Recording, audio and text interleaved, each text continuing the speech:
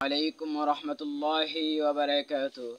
সুপ্রিয় শিক্ষার্থী ভাই ও বোনেরা, সকলকে জানাই আমার ইউটিউব চ্যানেল এসকে মিতমাম এই চ্যানেলের পক্ষ থেকে জানাই আন্তরিক শুভেচ্ছা অভিনন্দন।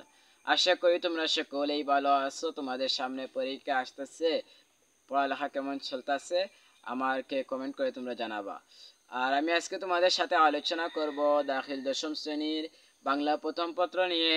বাংলা প্রথম পত্রে তোমাদের সিলেবাসে অন্তর্ভুক্ত একটি পাঠ হচ্ছে, যার নাম হচ্ছে কি, সেই গদ্যের নাম হচ্ছে নিম গাছ। তোমাদের মাদ্রাসায় পরীক্ষার্থীদের জন্য তেমন কমন নাও পড়তে পারে, তবে স্কুলের পরীক্ষার্থীদের জন্য একেবারেই কমন একটি গদ্য। যে গদ্যটি থেকে প্রতি বছর একটি না একটি প্রশ্ন এসে থাকে, তাহলে তোমরা ভালো করে সেই গদ্যটি পড়ে নিবা। গদ্যের নাম কি বলেছিলাম? গদ্যের নাম নিম গাছ। সেই গদ্যের আজকে আমি অনুশীলনীর বহু নির্বাচনী এবং সৃজনশীল প্রশ্নের খ নাম্বার এর সমাধান আমি আজকে ভিডিওতে দিয়ে দিব, আর পরবর্তী ভিডিওতে আমি সৃজনশীল নিয়ে সম্পূর্ণ আলোচনা করব। তাহলে দেখা যাক, নিম গাছ গদ্যের বহু নির্বাচনী প্রশ্নের প্রথম প্রশ্ন হচ্ছে, নিম গাছে সাল নিয়ে লোকজন কি কাছে লাগায়? অর্থাৎ নিম গাছের যে সাল আছে সেই সাল নিয়ে লোকজন কি কাছে লাগায়? অর্থাৎ সিদ্ধ করে খায়, সিদ্ধ করে খায়। 2 নাম্বার বলা হয়েছে, বাড়ির পাশে গজালে বিজ্ঞরা খুশি হয় কেন? নিম গাছকে যদি আপনি বাড়ির পাশে গজান, তাহলে বিজ্ঞরা খুশি হয় কেন? আপনার আনসার হবে, এটা পরিবেশ বান্ধব। কি বলা হয়েছে? এটা পরিবেশ বান্ধব বিদায় এটি গজালে বিজ্ঞরা খুশি হয়ে থাকেন।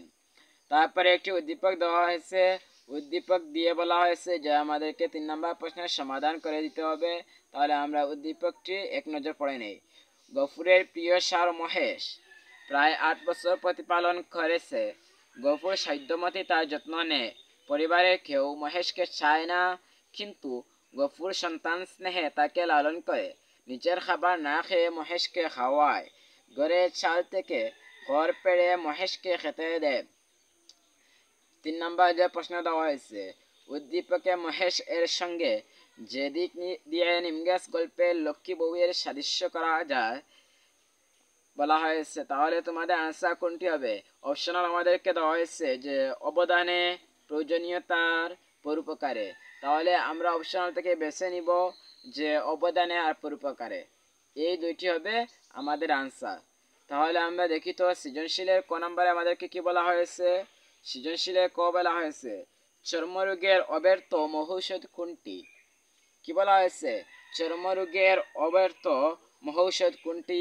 অর্থাৎ হবে নিমের পাতা। উত্তর কি হবে? নিমের পাতা। আজকে ভিডিওতে আমি এখানেই তোমাদের কাছ থেকে বিদায় নিচ্ছি, আর পরবর্তী ভিডিওতে আমি আমার সৃজনশীলগুলো আপডেট করে থাকবো। তোমরা যদি আমার প্রতিদিনের ভিডিও দেখতে চাও, তাহলে আমার ইউটিউব চ্যানেলটি সাবস্ক্রাইব করে আমার সাথে লাইক কমেন্ট করে শেয়ার করে আমার সাথে থাকবা। পাশাপাশি ফেসবুক পেজটি হাফিজ কারি মোহাম্মদ ইতমাম, এই পেজটিও ফলো করে আমার সাথে থাকবা। ভালো থাকো, সুস্থ থাকো। আল্লাহ হাফেজ। আসসালামু আলাইকুম রহমতুল্লাহ।